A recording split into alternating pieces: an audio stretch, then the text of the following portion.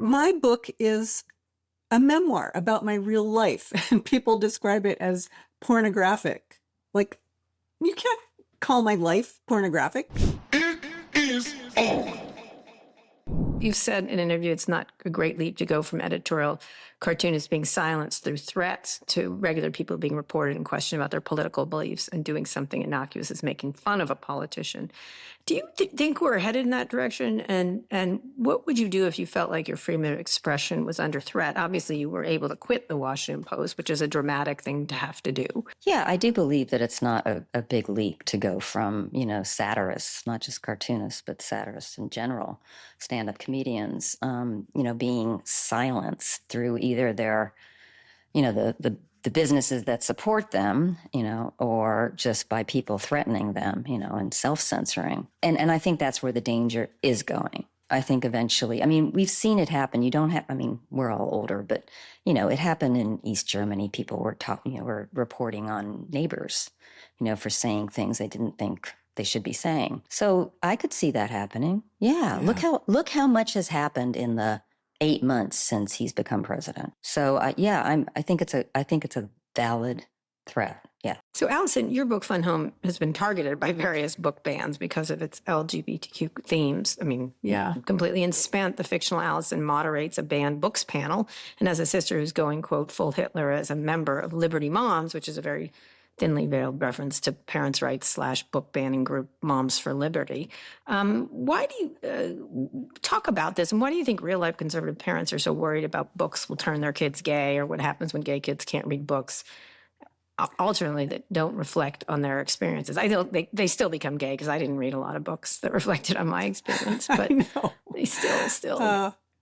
It's crazy. I don't know. I have a feeling, although I don't have proof for this, that whole movement was not at all grassroots, but was engineered from the top down by someone somewhere, because it's just ridiculous. But yeah, and it's ridiculous and it's very dangerous. They don't like books with LGBTQ characters. They don't like books with people of color who are protagonists, and of course, it's not the stories, it's the people themselves that they're trying to ban. That's the ultimate message. They don't want They don't want to see around. adorable gay people, I guess, if they No, let you draw they don't. them. So it just feels incredibly clumsy and brutal and crazy. And are they that stupid, or are they that deliberate and mean? I can't tell. Talk about the experience. It definitely feels like you were astroturfed, as they say. But did it have a real impact on your book sales? Or I don't think so. Some people say, oh, well, at least you sold some books, but I don't think that has a huge impact on anyone, getting censored here or there. It certainly puts you in the conversation. I feel like the book has gotten a lot more attention than it would have if no one was trying to ban it. But Alison, just real quick, how did you feel personally? Because I find book banning chilling. I think just because of the historical I know thing. But how did you feel personally when one of your books was being banned? Because I almost don't like to talk about it because I don't want to give anyone the satisfaction. But of course, it's terribly painful. It's painful, and it pisses me off. Like, my book is a memoir about my real life, and people describe it as pornographic. Like, you can't call my life pornographic. Which is essentially what they're doing. And it just makes me crazy. Yeah. Especially because at least in one of these cases, the man who brought my book to the school board meeting with the giant blown up pictures of the one sex scene in the book was arrested for child molestation a few weeks later. Yeah, yes, he was. But when that happens to you, have you ever met people who think that and talked to them? I haven't. And if I had more time and more personal strength, I would go there. Dave Eggers organized a trip to somewhere, South Dakota, somewhere where his book and my book were both being banned. And he said, do you want to go? Let's do it. And I didn't want to do it. I didn't want to put my resources into that, partly because I really didn't have time, but I didn't want to expose myself to that anger. And it was very impressed to me that he did it. That was a wonderful, ally kind of thing to do, that he could as a white straight man. I think in some ways it was easier for him to do. I don't know, maybe not, but I was very grateful that he did that. And he had some very meaningful, interesting conversations with people. He probably did. Have you tried that, Anne, with people who didn't like your drunk cartoons or?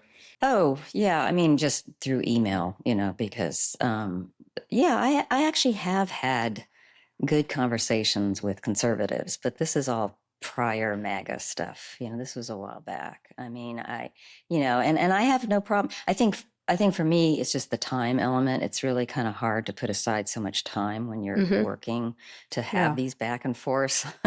Nowadays, I just get trolls. I get a ton of trolls. And they just say terrible things too. They just say shitty stuff, and they pop up once in a while. And, But, the thing about Alison's experience, I think it's important on two different levels. Is one, obviously, the banning of the book, which I think is horrific historically, as we all know. Who else banned and burned books?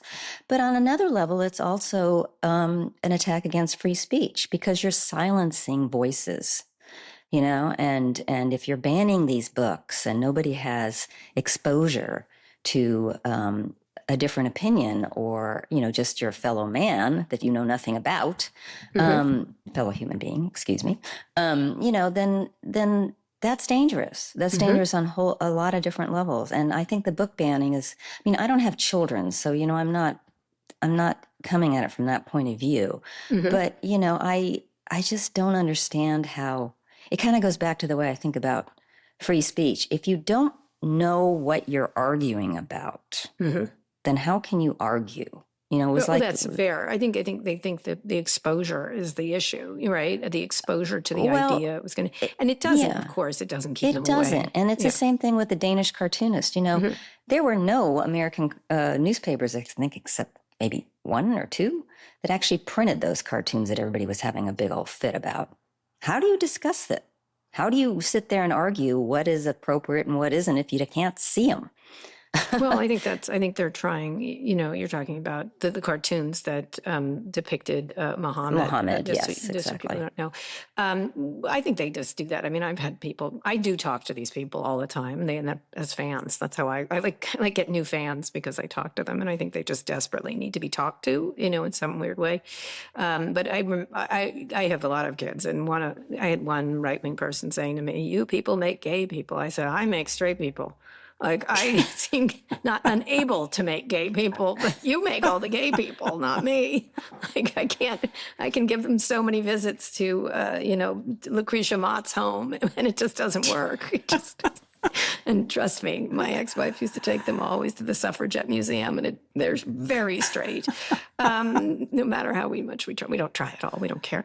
But one of the things, you were both inspired to make your art by your experience as women in a male-dominated society. In the tech world, content moderation is supposed to make the internet and social media less toxic for women and minorities, but conservatives have, and the tech people themselves, have successfully undone all these efforts at content moderation. Talk about the important to balance free speech and the right to be free and harassment online, because there is something to say, is as you just were noting, Anne, let it all out. And you've written about how your Twitter feed was flooded with online harassment and death threats. In 2016, after the Post published a cartoon criticizing Ted Cruz for having a young child read a political attack ad. So let's hear from you on this one.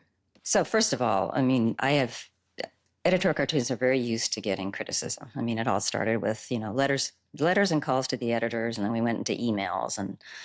But boy, once we had the internet access, I have never received so much misogynistic crap as I have actually over that cartoon, the Ted Cruz cartoon.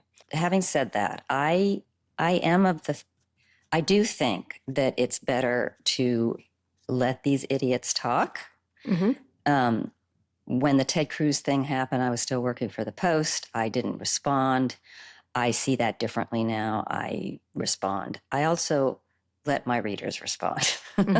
So I have found that all I do is I just repost what people are sending to me. And I say, have at it. And, it's sort of like, that's great. I think it's a very good way of doing it, because I think that rather than trying to shut people up, because the one thing that I have a problem with about limiting content is who decides that?